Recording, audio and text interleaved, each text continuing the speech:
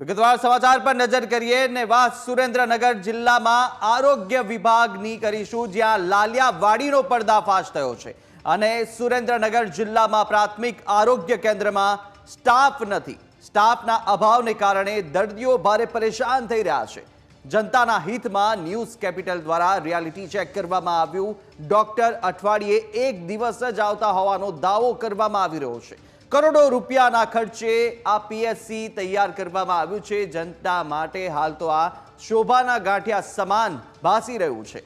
અંતરિયાળ ગામોમાં PHC CHC સેન્ટરમાં અપૂરતા સ્ટાફને કારણે લોકો પરેશાન થઈ ઉઠ્યા છે. ચૂડાના કંથારિયા ગામે ન્યૂઝ કેપિટલની ટીમ પહોંચી. કંથારિયામાં આસપાસના 11 ગામના લોકો સારવાર અર્થે અહીંયા આવતા હોય છે. ઇન્ચાર્જ ડોક્ટર નર્સિંગ સ્ટાફની ઘટને કારણે લોકો પરેશાન થઈ ઉઠ્યા છે. સગર્ભાની તપાસ માટે મહિલા નર્સ પણ નથી. તો સુરેન્દ્રનગરની આ જે હાલત છે તે સામે આવી રહી છે. અહીંનું અમારું સરકારી દવાખાનું બહુ મોટું બન્યું છે, પણ અહીં ડૉક્ટર નથી મેળાતા. 2-3 દાડા ડૉક્ટર આવી જાય છે, પાછા ડૉક્ટર નથી રહેતા કોઈ. અને અહીં 2-3 એક ગલસાણાવાળા સારા ડૉક્ટર કોન્ટ્રાક્ટ સિસ્ટમથી આવ્યા હતા, પછી એ આવ્યા પછી એવા ડૉક્ટર કોઈ સારા આવ્યા નથી. અને નર્સ તો અહીં છે જ નહીં કોઈ. જે નર્સ છે બધા સ્ટાફ અનુભવીઓ નર્સની જરૂર છે. અહીં ઘણા અમારે આ ડિલિવરી ટાઈમે બહુ તકલીફ પડી જાય છે ગામમાં. અહીં ઓછામાં ઓછું 6-7 ગામ આવી જાય. હોનઠા, સલારા, વનારા, ખાંડિયા એ બધા અહીંથી દવા લઈ જાય છે. તો સુરેન્દ્રનગરના આ હાલત છે કે જ્યાં આગળ ડોક્ટર અઠવાડિયે એક જ વાર આવતા હોવાના દાવો કરવામાં આવી રહ્યો છે. કરોડો રૂપિયાના ખર્ચે સરકારે પીએચસી સેન્ટર ઊભું કરી દીધું છે, સીએચસી સેન્ટર ઊભું કર્યું, પરંતુ સ્ટાફ અપૂરતા છે અને તેને કારણે લોકો પરેશાન થઈ રહ્યા છે. લોકોને યોગ્ય સારવાર ત્યાં નથી મળી રહી, કારણ કે આસપાસના ગામો માટે આ એક આશીર્વાદરૂપ સાબિત થતું હોય, પરંતુ જ્યાં આગળ સ્ટાફનો અભાવ હોય, ડોક્ટરની લાલિયાવાડી હોય, તે સ્થળ પર અત્યારે સ્ટાફના અભાવ, ડોક્ટરના અભાવના કારણે લોકો અત્યારે હેરાન પરેશાન થઈ ઉઠ્યા છે. 11 ગામના લોકો આ સેન્ટર ખાતે આવે છે, પ્રાથમિક આરોગ્ય ખાતે, પરંતુ ત્યાં આગળ ડોક્ટર નથી આવતા. નવસાદસિંહ સોલંકી, જિલ્લા કોંગ્રેસ પ્રમુખ, આપણી સાથે જોડાઈ ચૂક્યા છે. આપનું સ્વાગત છે.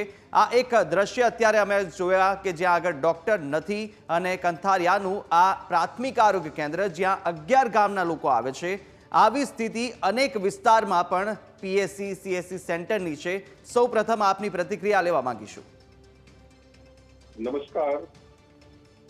જી જી, તમારા તમામ દર્શકોને જણાવવાનું કે સુરેન્દ્રનગર જિલ્લાની અંદર જેટલા સીએચસી છે એ સીએચસી ની અંદર ફરજિયાત એક સ્પેશિયાલિસ્ટ ડોક્ટર હોવા જોઈએ અને સાથે સાથે જે જરૂરી બીજો બધો સ્ટાફ. મેઇન હોસ્પિટલોની અંદર રેડિયોલોજીનો સ્ટાફ હોવો જોઈએ. કરોડો રૂપિયાના સાધનો તમે જોશો તો પ્લાસ્ટિકની અંદર વીટેલા એમને પડ્યા હોય છે, કારણ કે કોઈ સ્પેશિયાલિસ્ટ ડોક્ટર એક પણ સીએચસી ની અંદર નથી. એક પણ શાખા જિલ્લામાં તમે જાઓ ક્યાંય પણ તમને કોઈ સ્પેશિયાલિસ્ટ ડોક્ટર મળશે નહીં. પીએચસી ની હાલત એનાથી પણ બહુ દુરસ્ત છે કે માત્ર ને માત્ર અમુક સમય માટે ડોક્ટરો જાણે સબ કોન્ટ્રાક્ટ કરેલો હોય એવી રીતના અમુક સમયે ક્યારેક આવતા હોય દેખાદેખી કરીને. બાકી મોટા ભાગના પીએચસી પણ ખાલી પડ્યા છે. એથી પણ હાલત વધારે ખરાબ સબ સેન્ટરોની, તાળા મારેલા સબ સેન્ટરો તમને ગામે ગામ જોવા મળશે. અને આ રીતે જે સામાન્ય ગરીબ માણસ છે, જે ગરીબ માણસ દૂર દરાજ વિસ્તારની અંદર જેને તાત્કાલિક સહાય લેવાની હોય, એ લોકોને કોઈ પણ પ્રકારની ત્યાં આરોગ્યની સહાય મળતી નથી. સામાન્ય તાવ આવ્યો હોય, શરદી ઉધરસ થઈ હોય અને ટીકડીઓ આપી દે એ પ્રકારની વ્યવસ્થા છે. સામાન્ય કોઈ સ્ત્રીને પણ પ્રસૂતિની પીડા ઉપડે અને એ સીએચસીમાં જાય અને જો એને સિઝેરિયન કરવાનું થાય તો એને તરત જ રિફર કરવામાં આવે છે ખાનગી હોસ્પિટલની અંદર કે પછી જિલ્લા કક્ષાએ. અને ખાનગી હોસ્પિટલમાં જાય ત્યારે જે માત્ર 500 રૂપિયામાં જે કામ થાય છે એ જ કામના ગરીબ લોકોને 15,000 થી 20,000 25,000 રૂપિયા જેવો ખર્ચ કરવામાં આવતો હોય છે. અને ક્યાંક ને ક્યાંક એવું લાગી રહ્યું છે કે ખાનગી ડોક્ટરો સાથે આ બધી સરકારી સંસ્થાઓએ ક્યાંક મેળ પાણી અને એક પ્રકારનું કહી શકાય ને કે ષડયંત્રના ભાગરૂપે કે ભ્રષ્ટાચારના ભાગરૂપે કે ત્યાં કોઈ જ ડોક્ટર ત્યાં હાજર થાય નહીં અને એના કારણે ખાનગી દવાખાનો ધમધમે, ગરીબ લોકોની લૂંટ કરવામાં આવે. અને આજે સમગ્ર જિલ્લાની અંદર સામાન્યથી લઈને ગરીબ લોકો, મધ્યમ વર્ગના લોકો એ પ્રાથમિક આરોગ્ય પ્રાપ્ત કરવાની અંદર જે પીડા ભોગવી રહ્યા છે એને શબ્દોમાં વર્ણવી શકાય એમ નથી. મોટી તકલીફ થાય ત્યારે તો ખરેખર એ લોકોની હાલત એટલી કફોડી થાય છે. ત્યાં બીજી ખાનગી હોસ્પિટલોમાં મા કાર્ડ લઈને જાય, આયુષ્યમાન કાર્ડ લઈને જાય, ત્યારે જ ત્યાં એ આયુષ્યમાન કાર્ડ ચાલતું ના હોય, એને એપ્રૂવ કરવા માટે લોકો ધક્કા મારતા હોય, સર્જરી માટે માણસ વેઇટિંગમાં હોય અને ચારે બાજુ એ લોકો હાલાકીનો સામનો કરે છે. બિલકુલ. અને નૌશાદભાઈ, સુરેન્દ્રનગર જિલ્લાની વાત કરીએ, એક 50 જિલ્લામાં પણ તેની ગણતરી થાય છે. ત્યાં આગળ અગરિયાઓ ઘણા લોકો, મજૂર વર્ગના લોકો હોય છે કે જેઓ આમની માટે આશીર્વાદરૂપ સાબિત થતું હોય આવું આરોગ્ય કેન્દ્ર, જે ત્યાં આગળ જઈ અને મફતમાં સારવાર લઈ શકે. પરંતુ જ્યારે આવી સ્થિતિનું નિર્માણ થાય છે ત્યારે અનેક સવાલો પણ ઉઠતા હોય છે. બિલકુલ આપની વાત સાચી છે.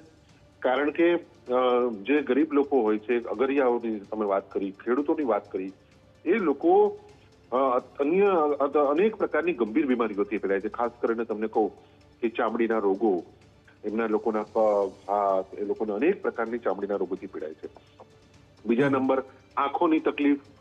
બરોબર, મોટા ભાગની ગામોની અંદર, ગ્રામ્ય અંદર મહિલાઓ એ તો ચશ્મા પહેરતા જ નથી, કેમ કે નજીકના આરોગ્ય કેન્દ્રમાં જાય તો તે કઈ આંખોની તપાસ કરવાવાળું કોઈ છે જ નહીં. એના કારણે આવી અનેક એવી બીમારીઓ છે. તમે મોટા ભાગના તમે જુઓ અત્યારે હાર્ટ એટેકથી લોકો, માણસોના મૃત્યુ અનેક લોકો થઈ રહ્યા છે. તમે CHCમાં જાઓ તો હાર્ટ રિલેટેડ કોઈ જ ટ્રીટમેન્ટ ત્યાં થઈ શકે એમ નથી. ત્યાં એમને કોઈ સારવાર તરત જ કહેશે જાઓ વિરમગામ લઈ જાઓ, જાઓ અમદાવાદ લઈ જાઓ, રાજકોટ લઈ જાઓ કે સુરેન્દ્રનગર લઈ જાઓ. સુરેન્દ્રનગર આવીને પણ એને ગાંધી હોસ્પિટલમાં કોઈ ટ્રીટમેન્ટ મળવાની નથી, સિવિલ હોસ્પિટલમાં કોઈ ટ્રીટમેન્ટ મળવાની નથી. એને મોટી કોઈ ખાનગી હોસ્પિટલમાં જવું પડે કે તમારી પાસે મા કાર્ડ છે ને, જાઓ જતા રહો ત્યાં. જો મા કાર્ડથી જ તમારે ચલાવવાનું હોય તો પછી બધા સરકારી દવાખાના બંધ કરી દો. બિલકુલ. જે સરકારી દવાખાનાઓ, તમને કહું કે સિવિલ હોસ્પિટલો જેટલી પણ છે આજે ગુજરાતભરની અંદર, એક પણ નવી સિવિલ હોસ્પિટલ આ ભાજપ સરકારે બનાવી નથી. બિલકુલ. એક પણ નવી સિવિલ હોસ્પિટલ ત્યાં આખા સુરેન્દ્રનગર જિલ્લાની અંદર તમને વાત કરું તો કદાચ 1 કે 2 સ્પેશિયાલિસ્ટ ડોક્ટરો છે એ ગાંધી હોસ્પિટલથી લઈને બધી જ હોસ્પિટલો, રેફરલ હોસ્પિટલો, એમાંય 50% સમય આ ડોક્ટરોનો તો VVIP મુવમેન્ટમાં જાય છે. મુખ્યમંત્રી નીકળતા હોય કે બોટાદ સુધીની અંદર કે આજુબાજુમાં ક્યાંય, તેમની સાથે એમને જોડાવાનું, કોઈ બીજા મહાનુભાવો નીકળતા તેમની સાથે એમને જોડાવાનું. એટલે ખરેખર જે ડોક્ટરોનો લાભ અને ગરીબ લોકોને મળવો જોઈએ મળતો નથી. આપણું દુર્ભાગ્ય છે કે આજે ગુજરાતની અંદર દર વર્ષે 5000 MBBS ડોક્ટરો આજે નિર્માણ થઈ રહ્યા છે. અનેક નવા સ્પેશિયાલિસ્ટ ડોક્ટરો દર વર્ષે સેંકડોની સંખ્યામાં આજે ગુજરાતમાં થઈ રહ્યા છે.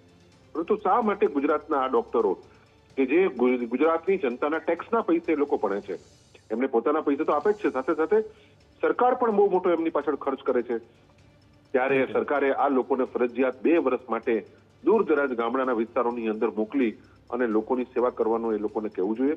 પરંતુ આપ જોશો કે ગુજરાતની અંદર એમનો ડોક્ટર સેલ ચાલે છે ભારતીય જનતા પાર્ટીનો, અને ડોક્ટર સેલની અંદર એક જ કામ કરવામાં આવે છે કે તમે ખાનગી ડોક્ટરો, તમે કરોડો લાખો રૂપિયા કમાઓ, ગરીબ લોકોને લૂંટો અને ભાજપનો પ્રચાર કરો. બિલકુલ. આ પરિસ્થિતિના કારણે સામાન્ય અને ગરીબ લોકોને આજે આ પ્રાથમિક આરોગ્યની સેવાઓ પ્રાપ્ત થતી નથી. તો નૌશાદભાઈ, જે રીતે આરોગ્ય કેન્દ્રમાં જે સ્ટાફની ઉણપ છે, સાથે ડોક્ટરો સમય પર નથી આવી રહ્યા, અઠવાડિયે એકવાર આવી રહ્યા છે, અને માત્ર એક જગ્યાની કે એક PSC સેન્ટરની આપને જાણકારી આપી રહ્યા છે, પરંતુ અનેક વિસ્તારોમાં અત્યારે ન્યૂઝ કેપિટલની ટીમ રિયાલિટી ચેક કરી રહ્યું છે અને અનેક વિસ્તારોમાંથી આ જ પ્રકારની સ્થિતિ સામે આવી રહી છે. સાધનો ક્યાંક ધૂળ ખાઈ રહ્યા છે, તેનો વપરાશ થતો નથી કારણ કે ટેકનિશિયન એવા નથી, અને સાથે સાથે ડોક્ટરો, સ્પેશિયાલિટી પણ તેવી તેમને સર્વિસ મળતી નથી. તો શું આ મુદ્દો તમારે ના ઉઠાવવો જોઈએ? એક વિપક્ષ તરીકે આ મુદ્દા પર તમારે ભાર આપવાની જરૂર છે ખરી? અનેક વખત આ મુદ્દે લડત આપેલી છે. તમે વિધાનસભાની અંદર મારો રેકોર્ડ કાઢીને જુઓ કે અનેક વખત આ બાબતે હું વિધાનસભાના ફ્લોર ઉપર પણ બોલેલો છું. અને માનીય નીતિનભાઈ આરોગ્ય મંત્રી હતા ત્યારે એમણે જણાવ્યું કે આ અમે જાણીએ છીએ આ બધું, કે આ બધી તકલીફ છે, પણ હવે બધી તકલીફ તો રહેવાની.